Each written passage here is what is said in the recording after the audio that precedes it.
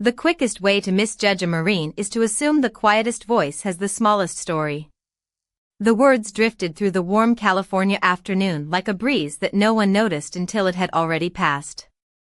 Families wandered between rows of restored military vehicles, children climbed carefully into static display helicopters, and veterans in faded caps exchanged handshakes that carried decades of unspoken memories.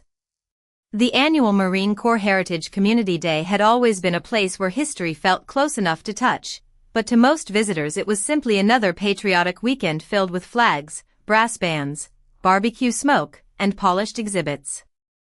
Evelyn Brooks moved through the crowd without asking for attention. At 58 years old, the retired Marine wore a faded brown field jacket over simple jeans, the same weathered leather satchel resting comfortably against her side as if it had become part of her silhouette years ago. Her silver-brown hair stirred gently in the coastal breeze while calm blue eyes lingered on every historical display with quiet familiarity rather than curiosity. She paused before an aging field radio housed inside a glass case. Its worn switches, scratched housing, and faded labels reflected afternoon sunlight that filtered through the exhibition tent. A small smile appeared across her face, not because the equipment looked valuable, but because it reminded her of voices that had long since faded into memory. Nearby, Corporal Ethan Walker straightened the display cards for the communications exhibit. At 24, his service uniform looked flawless, every crease sharp, every ribbon perfectly aligned. He greeted visitors with confidence earned through discipline and pride. The communications section was his responsibility today, and he enjoyed explaining equipment to curious families who rarely understood how much history could rest inside a single radio. When Evelyn quietly mentioned that one particular frequency selector had been mounted differently during operational use, Ethan smiled politely before correcting her in front of several visitors. According to the official display notes, every component had been restored exactly to specification. A few people nodded in agreement, assuming the young Marine naturally knew more than the older woman standing beside the exhibit. Evelyn simply tilted her head and thanked him for explaining. She neither argued nor defended herself. Instead, she stepped slightly aside and continued studying the radio with the patient expression of someone listening to distant echoes no one else could hear. The conversation should have ended there, but one curious visitor asked whether Evelyn had ever worked with equipment like that. She answered honestly. She said she had depended on radios very much like this during her years in uniform. Ethan laughed softly, never intending cruelty, only certainty. He explained that many visitors enjoyed sharing military stories during heritage events and that memories sometimes became larger over time.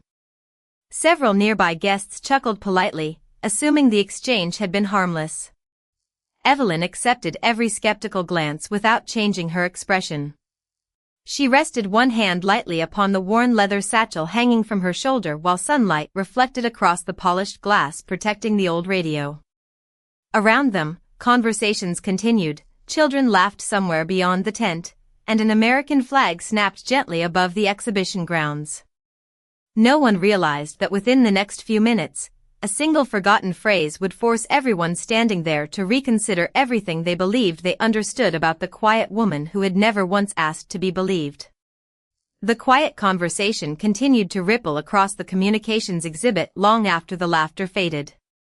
Most visitors drifted toward the next display, convinced they had witnessed nothing more than an awkward misunderstanding, but a handful remained nearby, watching the retired Marine with growing curiosity. Evelyn Brooks stood exactly where she had been, studying the field radio with the same composed patience that had unsettled Ethan Walker more than any argument could have. He expected frustration or embarrassment. Instead, she seemed entirely focused on the equipment itself, as though the opinions surrounding her carried no weight at all. The soft hum of conversations blended with patriotic music drifting from the main stage while sunlight reflected across polished brass plaques describing the history of Marine Corps communications. Evelyn slowly lifted one hand and pointed toward the radio behind the protective glass. She asked Ethan whether he had ever noticed the slight wear around the frequency selector. He answered that it was simply age and regular use. Evelyn nodded gently before explaining that the pattern was different from ordinary wear. According to her, operators in difficult environments often reached for that specific control without taking their eyes away from the field, causing a distinct polishing pattern around one edge while leaving the opposite side almost untouched. Ethan folded his arms politely, listening more out of courtesy than belief. He replied that the restoration team had followed factory specifications exactly. Evelyn smiled again. She agreed with him completely. Factory specifications explained how the radio had been built, she said, but they did not always explain how Marines had depended upon it when conditions forced experience to become more valuable than instruction manuals. One older veteran standing nearby quietly stepped closer. His expression changed almost immediately as he leaned toward the display case, examining the same detail Evelyn had noticed within seconds. He did not interrupt. He simply continued watching. A young family paused behind him, curious about what had suddenly become so interesting. Ethan maintained his professional confidence, but he could not ignore the growing attention. Evelyn never spoke louder than necessary. She calmly described how operators often secured loose cables with improvised methods because vibration could slowly affect reliable connections over long distances. She pointed toward a tiny mounting bracket and observed that it had been reinstalled in the official position for display purposes, although many Marines had quietly shifted it during operational use because it reduced unnecessary movement. Ethan looked carefully through the glass. He had memorized every information card in the exhibit, yet none mentioned anything about field adjustments. Before he could respond, the older veteran beside him gave an almost invisible nod, as though confirming something from memory. No dramatic announcement followed. No one claimed Evelyn had proven anything extraordinary. Still, the atmosphere had begun to change. Visitors who only moments earlier had smiled politely now listened with genuine interest. Ethan found himself asking questions instead of offering corrections. Evelyn answered each one with remarkable precision, never sounding rehearsed, never trying to impress anyone. Every explanation carried the quiet confidence of someone recalling familiar routines rather than reciting historical facts. The leather satchel remained resting comfortably against her shoulder while a gentle breeze carried the scent of fresh grass through the open sides of the exhibition tent. Flags fluttered overhead with steady rhythm, and somewhere across the grounds a bugler practiced a ceremonial melody that floated softly through the afternoon air. Ethan noticed something unexpected within himself. He still believed official records mattered, but he also realized that experience could leave traces no display card could fully capture. As more visitors gathered around the communications exhibit, the retired Marine rested her fingertips lightly against the edge of the display case and looked once more at the weathered radio. For the briefest moment, her calm blue eyes reflected recognition that reached far beyond the polished museum glass, as though one forgotten detail had quietly reopened a doorway into a chapter of Marine Corps history that had waited many years for someone to notice it again. The circle around the communications exhibit continued to grow until even conversations from neighboring displays seemed to soften beneath the quiet curiosity filling the tent. Ethan Walker noticed that visitors who had intended to spend only a few minutes there were now lingering, studying the retired Marine instead of the artifacts. He glanced toward the information cards once more, hoping to find something that would neatly explain every observation Evelyn Brooks had shared, but the printed descriptions suddenly felt incomplete beside the confidence with which she spoke. There was no arrogance in her voice, only familiarity, the kind that could not be borrowed from books or museum labels. Ethan cleared his throat before asking the question everyone nearby seemed to be wondering. If she truly knew the equipment so well, how had she learned details that never appeared in official displays? Evelyn looked at the weathered radio for several silent seconds. Her reflection rested faintly across the protective glass while distant applause drifted from another demonstration outside the tent. She answered that some lessons were written in manuals, while others were learned because there had never been time to stop and ask whether the manual agreed. The older veteran standing nearby lowered his eyes with a thoughtful expression, as though the sentence alone had carried him back many years. Ethan hesitated before speaking again. His confidence had softened into genuine curiosity, yet one question remained unanswered. He asked whether there was anything that could actually verify her story beyond memories and technical knowledge. The surrounding visitors became unusually still. Even children who had wandered close with their parents seemed to sense that something important was about to happen. Evelyn slowly rested both hands upon the worn leather satchel hanging from her shoulder.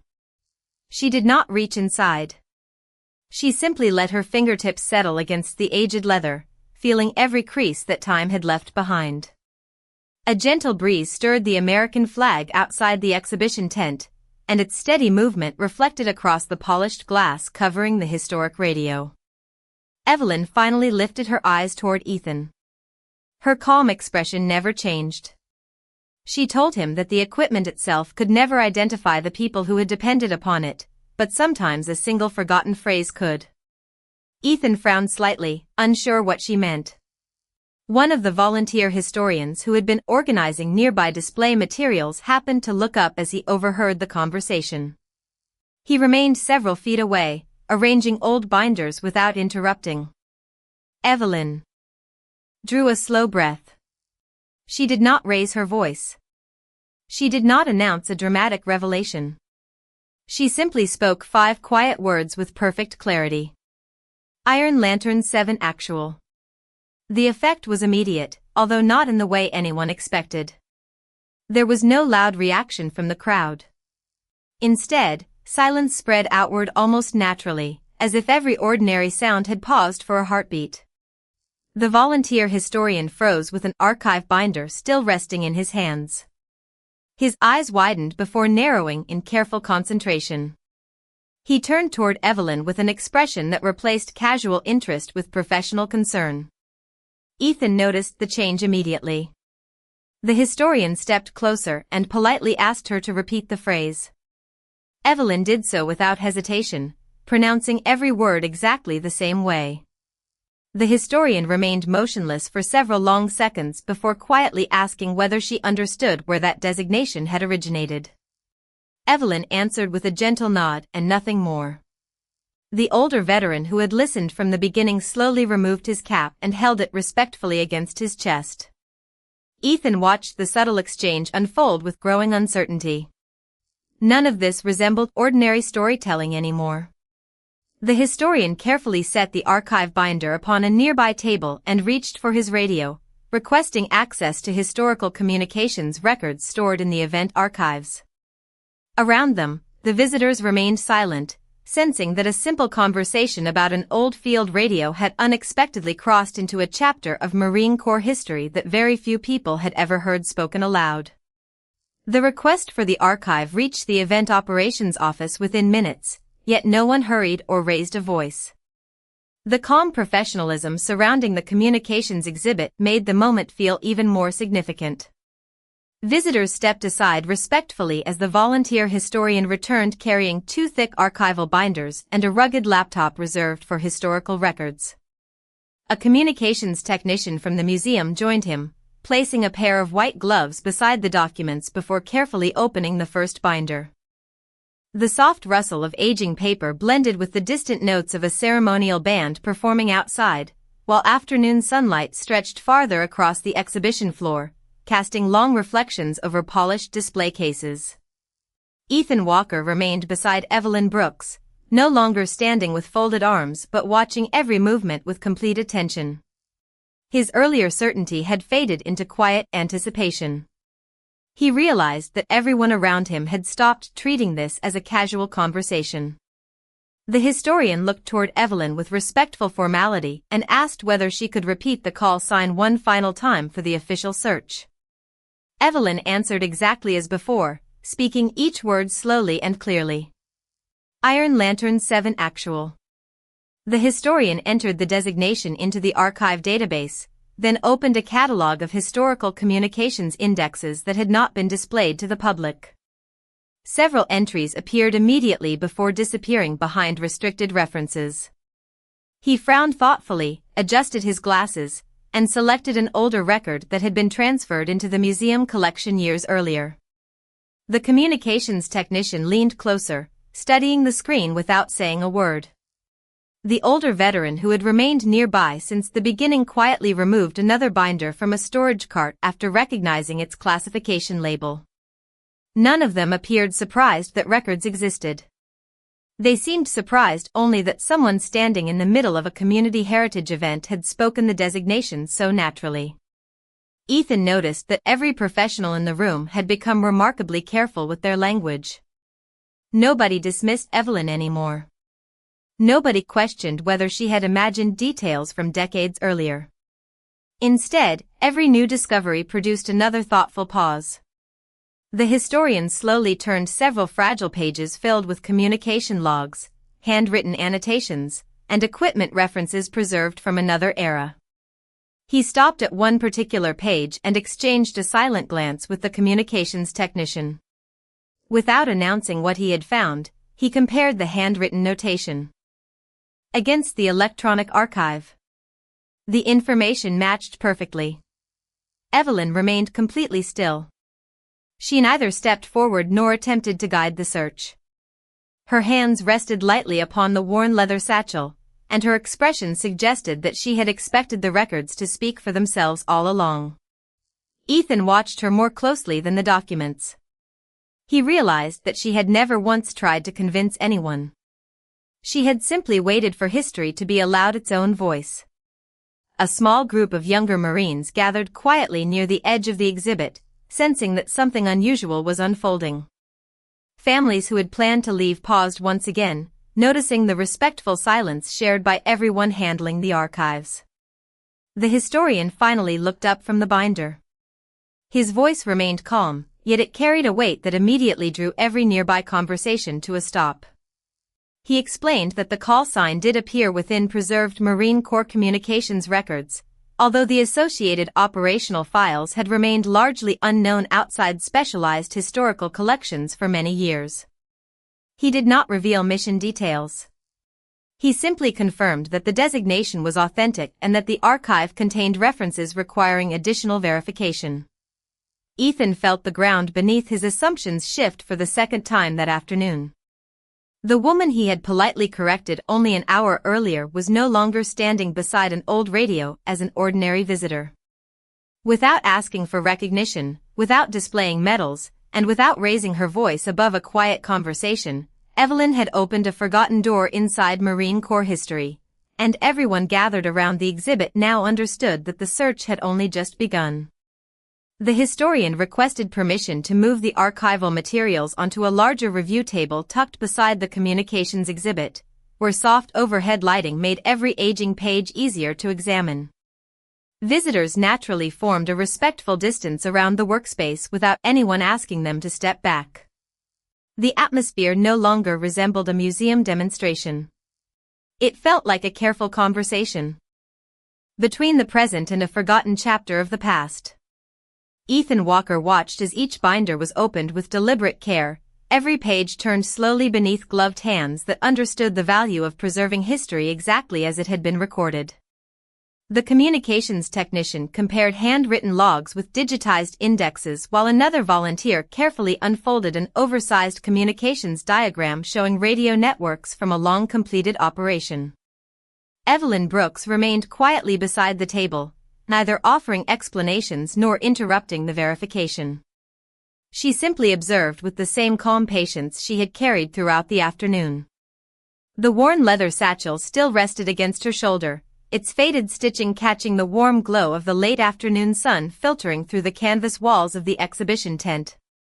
After several minutes of careful comparison, the technician paused over a series of handwritten notes recorded beside routine transmission entries. The pages contained ordinary technical observations at first glance, but one recurring notation immediately drew the historian's attention. It described an operator who repeatedly corrected unstable field communications through improvised adjustments that had never appeared in formal equipment manuals. Ethan remembered every explanation Evelyn had quietly shared beside the display radio less than an hour earlier. The language was different, but the techniques were unmistakably familiar. The historian looked toward Evelyn before returning his attention to the documents. He carefully turned another page, revealing a communications roster where individual names had largely been replaced by operational designations. One designation appeared several times beside successful relay confirmations. Iron Lantern 7 Actual. Silence settled over the table once again. The older veteran who had remained nearby since the beginning slowly nodded, his eyes resting upon the faded ink with unmistakable recognition. The communications technician quietly remarked that the operational notes credited the unidentified operator with maintaining continuous links between scattered marine elements. During extended periods when conventional procedures had proven unreliable. There were no dramatic descriptions, no exaggerated language, only concise professional observations acknowledging calm decisions that kept vital communications functioning under demanding circumstances. Ethan felt his earlier assumptions dissolving with every document placed before him. Nothing in the records celebrated individual achievement. Instead, every page reflected teamwork, discipline, and quiet competence. He finally understood why Evelyn had never attempted to defend herself. The archive described actions, not personalities. It preserved service without seeking applause. The historian gently closed one binder before looking toward Evelyn with visible respect. He asked whether she still carried anything from those years. Evelyn lowered her eyes toward the weathered leather satchel and slowly opened its worn brass clasp. From inside she removed a carefully protected communications authorization credential sealed within a clear protective sleeve. The edges had softened with age, but every printed line remained remarkably clear. She placed it upon the table without ceremony. The historian compared the credential with the operational roster already lying open before him. The technician examined both documents carefully, then quietly confirmed that the identification format, authorization markings, and communications assignment all matched the preserved records. No one applauded. No one raised a voice. Instead, every person standing nearby seemed to understand that they were witnessing something far more meaningful than the resolution of an argument. A forgotten Marine had never asked history to remember her. She had simply carried its evidence with quiet dignity for decades, waiting without expectation until one ordinary afternoon gave the truth an opportunity to speak for itself. The confirmation spread quietly across the heritage event, carried not by loud announcements but by respectful conversations that moved from one exhibit to another. The communications historian carefully returned Evelyn Brooks's authorization credential to its protective sleeve before handing it back. With both hands, a gesture that reflected professional appreciation rather than ceremony. Evelyn accepted it with a gentle smile and slipped it once more into the weathered leather satchel that had accompanied her for so many years. She thanked the historian with a simple nod, as though nothing remarkable had happened at all. Ethan Walker stood silently beside the review table, replaying every moment of the afternoon in his mind. He remembered correcting Evelyn with complete confidence. He remembered assuming that official display notes contained every important answer. Now the very records he respected most had revealed that history often preserved only part of a story until the people who had lived it chose to speak. Before Ethan could gather his thoughts, another visitor approached the communications exhibit. The man walked with steady posture despite his advanced age, wearing a dark blazer decorated only with a small Marine Corps lapel pin. The historian noticed him immediately and stepped forward with visible respect. Several older veterans nearby quietly straightened their posture as the visitor entered the exhibit. There was nothing theatrical about his arrival. His calm presence alone seemed to change the atmosphere. After exchanging a few private words with the historian and reviewing the open documents, the retired general slowly turned toward Evelyn. For several long seconds, neither of them spoke. Then the general smiled with quiet recognition and said, "Iron Lantern 7 Actual. It has been a very long time." Evelyn answered with the same calm expression she had carried throughout the day. "Yes, sir. It certainly has." No elaborate introduction followed. No speeches were necessary. The visitors standing nearby immediately sensed they were witnessing two Marines greeting one another through shared history rather than rank alone. The general looked toward Ethan before returning his attention to Evelyn. He explained that during his early career he had studied historical communications case files used to teach future officers the importance of disciplined decision-making. The operational reports never focused on individual recognition, he said. Instead, they demonstrated how steady judgment, precise communication, and quiet professionalism could influence outcomes far beyond what most people ever realized. He added that the call sign spoken that afternoon had appeared only in carefully preserved instructional records because the individual behind it had never sought personal attention after leaving active service. Evelyn lowered her eyes modestly while the gentle sound of a distant color guard ceremony drifted across the parade grounds. The American flag above the exhibition tent moved steadily in the coastal breeze, casting slow shadows across the polished floor. The retired general reached out and shook Evelyn's hand firmly. "The Corps remembers more than people sometimes believe," he said softly. Ethan felt every word settle deeply within him. He finally stepped forward, no longer wearing the confident certainty that had marked the beginning of the afternoon. Instead, he stood before Evelyn with genuine humility, understanding that experience could never be measured by appearance, age, or the absence of medals on display. Around them, young Marines, veterans, museum volunteers, and visiting families remained respectfully silent, not because anyone instructed them to be quiet, but because they instinctively recognized that they were witnessing something rare. History had not returned through dramatic headlines or celebrated ceremonies.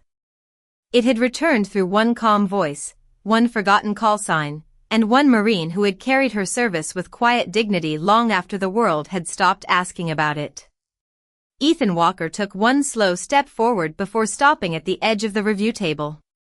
The confidence that had shaped his posture throughout the afternoon had quietly given way to something far more valuable. He stood with his shoulders straight, not because military discipline required it, but because genuine respect had finally replaced assumption.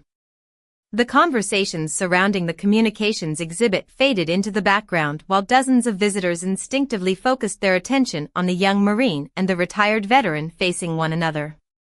The late afternoon sun filtered through the exhibition tent, bathing the old radios, preserved documents, and polished display cases in a warm golden light that softened every shadow. Ethan met Evelyn Brooks's calm blue eyes and spoke carefully, making certain every word reflected exactly what he meant. He admitted that when she first approached the exhibit he had believed experience could always be measured by visible records, official displays, and the confidence of the person speaking. He confessed that he had mistaken quiet humility for uncertainty and had assumed that his training had prepared him to recognize every important lesson contained within Marine Corps history. Looking around at the assembled visitors, he acknowledged that he had been wrong. His apology was simple, sincere, and offered without excuse. Evelyn listened without interrupting. She did not rush to answer, nor did she allow the growing attention around them to influence her expression. After a brief silence, she smiled with the same quiet kindness that had remained unchanged from the beginning of the afternoon. She told Ethan that every Marine eventually learned the same lesson, although not always on the same day. Uniforms represented service, she said, but they did not reveal every chapter written before someone put them on or after they folded them away. She explained that history lived inside people long before it reached museums, archives, or display cases. If younger Marines remained willing to listen, those stories would never truly disappear. Ethan nodded slowly, absorbing every sentence. Nearby, several young Marines who had gathered during the archive review exchanged thoughtful glances. None of them looked embarrassed for Ethan. Instead, they seemed grateful that someone had asked the difficult questions which had allowed the truth to emerge. The retired general remained quietly beside the exhibit, listening with a faint smile that reflected approval rather than authority. The communications historian carefully closed the final archive binder and secured the preservation straps before placing the records back inside their storage case. Even that small action felt symbolic, as though the documents had completed their purpose for the day. A museum volunteer approached the display radio and gently adjusted the information card resting beside the exhibit. After a brief conversation with the historian, another small card was placed next to it explaining that additional historical research connected the equipment to previously under-recognized operational communications service. It was only a few carefully chosen sentences, but Ethan noticed Evelyn studying the new card with quiet appreciation. She never asked for her own name to appear. Recognition, he realized, had never been her goal. Across the heritage grounds, the evening ceremony began as the distant sound of a bugle floated through the cooling air. Families slowly made their way toward the parade field while children carried small American flags that fluttered gently in the coastal breeze. The communications exhibit gradually returned to its normal rhythm, yet something had changed in the way visitors approached it. Instead of simply reading display labels, many paused longer, studying the old equipment with fresh curiosity, wondering about the unseen Marines whose steady voices had once traveled through those radios. Ethan remained beside Evelyn for another quiet moment before thanking her once more. She simply rested one hand upon the weathered leather satchel, looked toward the rows of historical exhibits stretching across the grounds, and reminded him that preserving history did not begin with remembering famous names. It began with showing respect before deciding whose story deserved to be believed. As the afternoon gradually gave way to evening, the communications exhibit no longer attracted visitors because of the restored equipment alone. People stopped because they had heard that something genuine had happened there, something impossible to schedule into an event program or recreate inside a museum display. Families approached more quietly than before, reading each information card with greater patience while volunteers answered questions that now carried a different tone. Instead of asking what the radios could do, visitors wanted to know about the Marines who had depended upon them. The communications historian remained near the exhibit, speaking with museum staff about preserving copies of the newly verified archive references alongside the existing display materials. He explained that history became stronger whenever forgotten service was carefully documented rather than simply admired.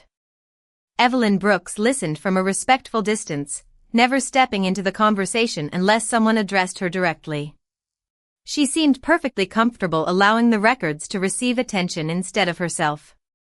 Ethan Walker noticed that every person who approached Evelyn left with the same impression. She never described herself as extraordinary. When young Marines asked what lesson mattered most from her years of service, she answered that listening carefully could solve more problems than speaking quickly. When a teenage visitor wondered whether she had expected recognition one day, Evelyn smiled gently and replied that serving well had always mattered more than being remembered. Those simple answers lingered in the minds of everyone who heard them. The retired general quietly prepared to leave the exhibit, but before departing he spoke privately with the communications historian and suggested that the verified records become part of future educational presentations for Marine leadership programs.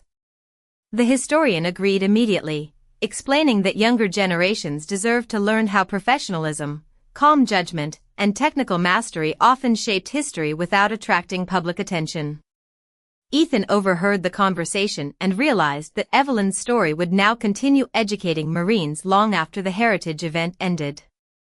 That realization seemed more meaningful than any public ceremony could have been. As the sun settled lower across the California sky, golden light poured through the open sides of the exhibition tent and reflected softly from the polished surfaces of the restored field radios. Their metal housings glowed with quiet warmth while the American flag outside continued moving steadily in the evening breeze. Children who had spent the afternoon racing between exhibits now walked more slowly beside parents who paused to read every historical display. Several younger Marines gathered around the communications exhibit after their assigned duties ended, discussing the archive documents with genuine curiosity instead of routine obligation.